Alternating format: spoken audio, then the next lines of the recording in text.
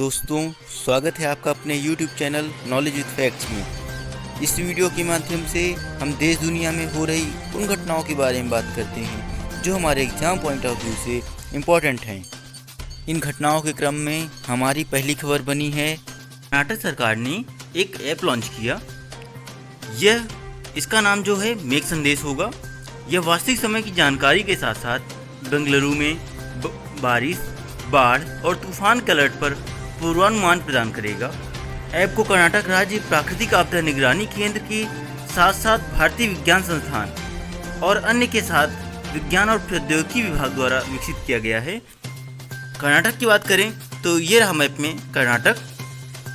इसकी सीमा गोवा, महाराष्ट्र, तेलंगाना, आंध्र प्रदेश, तमिलनाडु तथा केरल से लगती है, जिसकी स्थापना 1 नवंबर 1956 को हुई थी। इसकी कैपिटल बेंगलुरु है। लार्जेस्ट सिटी यहाँ की बेंगलुरु है। जिलों की कुल संख्या यहाँ पर 30 है और यह कर्नाटक गवर्नमेंट के अधीन कार्य करती है। यहाँ के गवर्नर वाजुभाई वाला हैं। सीएम बीएस येदियुरप्पा जो कि बीजेपी से बिलोंग करते हैं। डिप्टी सीएम की बात करें तो सीएन अश्वत्थ नारायण, गोविंद करजोल और लक्ष्मण जी हैं। भारत कोविड-19 से प्रभावित होने वाला 5वां सर्वाधिक देश हो गया है। भारत विश्व में कोरोना वायरस का 5वां सबसे प्रभावित देश बन गया है, क्योंकि इसकी केस संख्या 6 जून 2020 को 2,41,000 के पार कर गई है।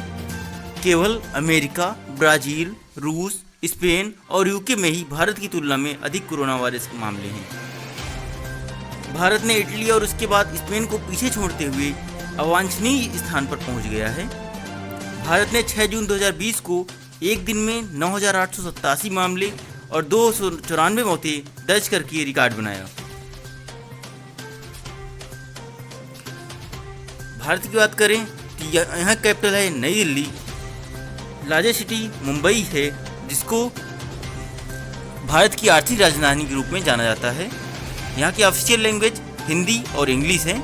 आप यहाँ मैप में देख सकते हैं। ये हमारा रहा प्यारा भारत। मेंबरशिप की बात करें तो यह यूएन में, WTO में, BRICS, SAARC, SCO, G4 nations, group of 5, G8+5, G20, Commonwealth of nation में यह मेंबरशिप प्राप्त किए हुए है। यहाँ के president Ramnath Kovind, vice president Venkaiah Naidu हैं। प्रधानमंत्री नरेंद्र मोदी, चीफ जस्टिस शरद अरविंद बोबड़े, लोकसभा जो स्पीकर है ओम बिरला हैं, लीडर ऑफ द राज्यसभा हैं थावरचंद गहलोत। लेजिस्लेचर की बात करें तो पार्लियामेंट के नाम से जानी जाती है, जिसको हिंदी में सांसद बोलते हैं। अपर हाउस राज्यसभा कहलाती है और लोअर हाउस लोकसभा कहलाती है। यूके से इंडिपेंडेंस की बात करें तो 15 अगस्त 1947 को ये आज़ाद हो गया था और 26 जनवरी 1950 को ये गणतंत्र हो गया था। नेक्स्ट न्यूज बनी है आपकी, बॉलीवुड निर्माता अनिल सूरी जी का निधन हो गया। राजकुमार, रेखा स्टारर, कर्मयोगी और राज तिलक जैसी फिल्मों का निर्माण करने वाले बॉलीवुड निर्माता अनिल सूरी का जून 2020 में कोरोना वायरस के कारण निधन हो गया। अनिल के भाई फिल्म निर्माता राजीव सूरी ने कहा कि उन्हें शुरू में बुखार था, लेकिन अगले दिन सांस फूलने से उनकी हालत बिगड़ गई। उन्हें शीर्ष अस्पतालों लीलावती और हिंदुजा में ले जाया गया, लेकिन दोनों ने बेड देने से मना कर दिया। तो ये बहुत दुखद घटना हुई। रियाज शेख का निधन हो गया। पाकिस्तान के पूर्व प्रथम श्रेणी क्रिकेटर रियाज शेख जून 2020 में संदिग्ध कोरोना वायरस के कारण मरने वाले पाकिस्तान के दूसरे पेशेवर खिलाड़ी बन गए। शेख एक लेग स्पिनर थे, जिन्होंने 43 प्रथम श्रेणी मैचों में 116 विकेट लिए थे और एक समय उनका राष्ट्रीय चयन भी हुआ था। पूर्व पाकिस्तानी क्रिकेटर जफर सरफराज पाकिस्तान के पहले पेशेवर खिलाड़ी थे जिनकी मृत्यु हो गई। पाकिस्तान की बात करें तो ये रहा मैप में पाकिस्तान, जिसकी कैपिटल इस्लामाबाद है और यहाँ की लार्जेस्ट सिटी कराची है। ऑफिशियल लैंग्वेज की बात करें तो इंग्लिश और उर्दू यहाँ की ऑफिशियल लैंग्वेज है। प्रधानमंत्री इमरान खान, प्रेसिडेंट आरिफ अलवी हैं और यहाँ के चीफ जस्टिस की बात करें तो वो गुलजार अहमद हैं। लेजिस्लेचर की बात करें तो यहाँ की लेजिस्लेचर को पार्लियामेंट के नाम से जानते हैं। अपर हाउस सीनेट और लोअर हाउस नेशनल असेंबली कहलाती है। आपको बहुत कन्फ्यूजन रहती है, बहुत सारी किताबों में मिलता है कि यहाँ की लेजिस्लेचर को नेशनल असेंबली कहते हैं, लेकिन ये नहीं है। यहाँ की जो लोअर हाउस है इसको नेशनल असेंबली कहते हैं, अपर हाउस को सीनेट कहते हैं और लेजिस्लेचर को पार्लियामेंट के नाम से जानते हैं। इंडिपेंडेंस की बात करें तो इसको भी भारत के साथ आज़ादी मिल गई थी, लेकिन ये 14 अगस्त को अपनी आज़ादी मानता है। इनका करंट कॉन्स्टिट्यूशन इंडिया के बहुत बाद बना था, यानी 14 अगस्त 1973 को। Day for fight against illegal fishing प्रतिवर्ष 5 जून को मनाया जाता है। आईयूयू मत्स्य ग्रहण पानी के लगभग सभी निकायों में होता है। ये जीवित रहने के लिए संघर्ष कर रही मछलियों की किस्मों के लिए समस्या का कारण बनता है। हर वर्ष दुनिया के समुद्रों से 26 मिलियन टन मछली अवैध रूप से पकड़ी जाती है। विश्व कीट दिवस 6 जून को प्रतिवर्ष मनाया जाता है। यह विश्व कीट जागरूकता दिवस के रूप में मनाया जाता है। यह दिन यह जागरूकता पैदा करने के लिए बनाया गया है कि कीट प्रबंधन आपके और आपके परिजनों के लिए जीवन की गुणवत्ता बनाए रखने में कैसे मदद करता है। कीट शरीर के प्रकारों के आधार पर 4 अलग अलग श्रेणियों में बांटे गए हैं। एक बीटल, दूसरा मक्खियाँ, तीसरा पतंगे और तितलियाँ और चौथे नंबर में चींटियाँ, मधुमक्खी और ततैया आती हैं। नेक्स्ट न्यूज बनी आपकी, हैदराबाद हवाई अड्डे को एशियाई मान्यता मिल गई। हैदराबाद हवाई अड्डे को प्रतिवर्ष 15 से 35 मिलियन यात्री श्रेणी में एयरपोर्ट काउंसिल इंटरनेशनल यानी कि Asia Pacific green airports recognition 2020 में उच्चतम प्लेटिनम मान्यता प्राप्त हुई है। हवाई अड्डे के पास 6 लाख घन मीटर की जल धारण क्षमता वाला एक बड़ा जलाशय है, जो पूरे वर्ष में हवाई अड्डे की आवश्यकता की पर्याप्त मात्रा को पूरा करने के लिए पर्याप्त है। हैदराबाद की बात करें तो यह तेलंगाना की राजधानी है और यहाँ की लार्जेस्ट सिटी भी हैदराबाद ही है, जहाँ जिलों की कुल संख्या 33 है और ये तेलंगाना गवर्नमेंट के अधीन कार्य करती है। यहाँ के गवर्नर तमिलसाई सुंदरराजन हैं, सीएम के चंद्रशेखर राव हैं। लेजिस्लेचर बात करें तो बाईकैमरल है, 119 पे 47 सीटें हैं।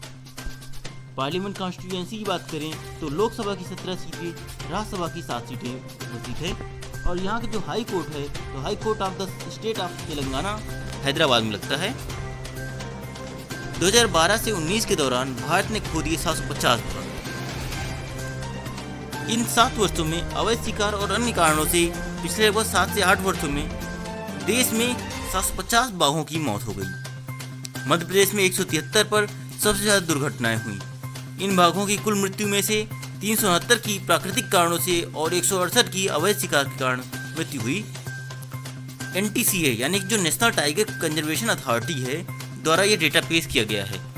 NTCA की बात करें तो द NTC जो नेशनल टाइगर कंजर्वेशन अथॉरिटी है, इसकी स्थापना दिसंबर 2005 में टाइगर टास्क फोर्स की रिकमेंडेशन के साथ हुई थी और इसको कॉन्स्टिट्यूटेड बाय द प्रधानमंत्री भारत की यानी कि भारत के प्रधानमंत्री द्वारा ये कॉन्स्टिट्यूट किया गया था। अ प्रोग्राम फॉर कॉल्ड टाइगर यानी ये जो टाइगर प्रोटेक्शन प्रोग्राम है इसको प्रोजेक्ट टाइगर के नाम से जाना जाता है, जिसकी शुरुआत 1973 में हुई थी। नेक्स्ट न्यूज बनी आपकी, वेद मारवाह का निधन हो गया। दिल्ली के पूर्व कमिश्नर वेद मारवाह का मई 2020 में निधन हो गया। मारवाह 1985 से 88 से दिल्ली के पुलिस कमिश्नर थे और 1988-90 तक कुलीन राष्ट्रीय सुरक्षा गार्ड के तीसरे महानिदेशक के रूप में कार्य किया। वे मणिपुर, झारखंड और मिजोरम के पूर्व गवर्नर भी रहे। उन्होंने एक पुस्तक uncivil wars pathology of terrorism in India भी लिखी थी।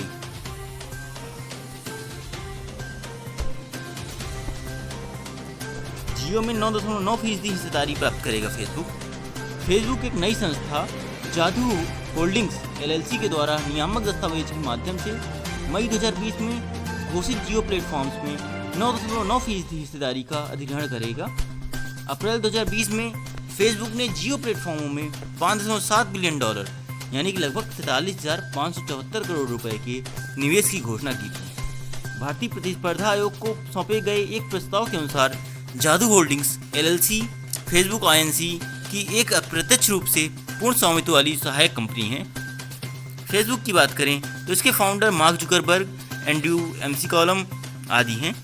इसकी स्थापना जो इसके फाउंडेशन फरवरी 2004 में यूएस में हुई थी। इसका headquarter Menlo Park, California, US में स्थित है।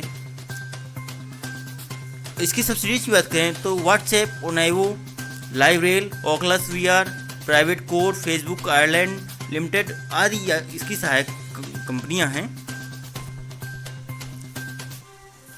गेल लिमिटेड और ईईसीएसएल के बीच समझौता हुआ। गेल और एनर्जी एफिशिएंसी सर्विसेज ने एक समझौते ज्ञापन पर हस्ताक्षर किए। समझौता ज्ञापन का उद्देश्य दोनों कंपनियों के बीच संयुक्त रूप से भारत में ट्रांसजेंडरेशन बिजनेस सेगमेंट में व्यापार के अवसरों की खोज करके एक करीबी रणनीतिक साझेदारी का निर्माण करना है। गेल और ईईसीएसएल संयुक्त रूप से अध्ययन करेंगे और यदि व्यवहार पाए गए तो गेल और जो ईईसीएसएल के बीच 50-50 संयुक्त उद्यम को शामिल किया जाएगा। नेक्स्ट न्यूज बनी आपकी, यूपी ने पेश किया एक समझौता ज्ञापन निगरानी तंत्र।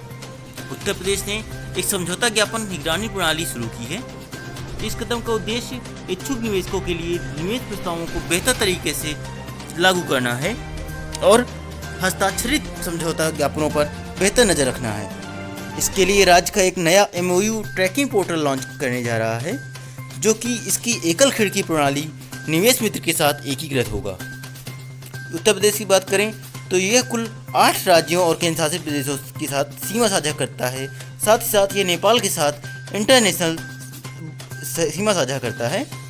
वो 8 राज्य और केंद्र शासित प्रदेश हैं उत्तराखंड, हिमाचल प्रदेश आप देख सकते हैं थोड़ा सा टच करता है, लेकिन ये टच करता है। और आपका दिल्ली,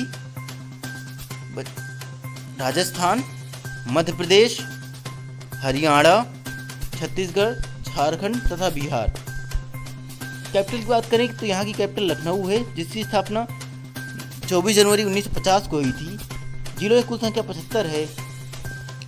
और यहाँ पे लेजिस्लेटिव काउंसिल है, यहाँ पे 100 सीटें हैं और लेजिस्लेटिव असेंबली में 403 + 1 सीटें हैं, यानी टोटल 404 सीटें हैं।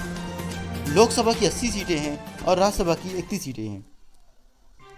बॉडी की बात करें तो यह उत्तर प्रदेश गवर्नमेंट के अधीन कार्य करती है। यहाँ गवर्नर आनंदीबेन पटेल हैं, जो पहले मध्य प्रदेश की गवर्नर हुआ करती थी। सीएम यहाँ की योगी आदित्यनाथ हैं, जो बीजेपी पार्टी से बिलोंग करते हैं। डिप्टी सीएम केशव प्रसाद मौर्य और दिनेश शर्मा जी हैं। सेबी ने किया एक समिति में फेरबदल। सेबी ने अपने 17 सदस्यीय कमोडिटी डेरिवेटिव्स सलाहकार समिति यानी सीडेक का पुनर्गठन किया है। यह खंड में अनुबंध डिजाइन और नए उत्पादों से संबंधित मुद्दों की जांच करता है। यही समिति वितरण तंत्र और गोदामों संबंधित मामलों पर भी सलाह देती है। समिति को बाजार सुरक्षा, दक्षता, पारदर्शिता और अखंडता आदि में सुधारों के उपायों की सिफारिश करने के लिए बाध्य किया गया है। सेबी की बात करें तो इसकी स्थापना 12 अप्रैल 1988 को हुई थी। जुरिडिक्शन की बात करें तो एक गवर्नमेंट ऑफ इंडिया के अधीन कार्य करती है। हेडक्वार्टर मुंबई में स्थित है और इसके जो चेयरमैन हैं वो अजय त्यागी जी हैं। किरण मजूमदार शाह को पुरस्कार मिला। बायोकॉम लिमिटेड की जो ऑनर हैं वो किरण मजूमदार को EY world entrepreneur of the year 2020 का नाम दिया गया है। उन्हें 41 देशों और क्षेत्रों के 46 EOI यानी एंटरप्रेन्योर ऑफ द ईयर इसे पुरस्कार से सम्मानित किया गया है। पुरस्कार के 20 वर्ष के इतिहास में मजूमदार शाह इसे जीतने वाली भारत से पहली महिला उद्यमी और तीसरी भारतीय हैं। फाइनेंशियल जो ईयर 21 में भारतीय अर्थव्यवस्था में होगा 1.5% का संकुचन। रिजर्व बैंक द्वारा जारी एक सर्वेक्षण से पता चला है कि भारतीय अर्थव्यवस्था वित्त वर्ष 2021 में 1.5% तक संकुचन कर सकती है। हालांकि अगले वर्ष वित्त वर्ष के बेहतर होने की उम्मीद है। हालांकि जीडीपी अगले वर्ष विकास क्षेत्र में वापस आने की उम्मीद है, जब इसके 7.2% बढ़ने की संभावना है। वास्तविक सकल निश्चित पूंजी निर्माण में 6.4% की नकारात्मक वृद्धि दर्ज करने की संभावना है। वर्ल्ड इकोनॉमिक फोरम अपनाएगा एक नया ट्विन समिति प्रारूप।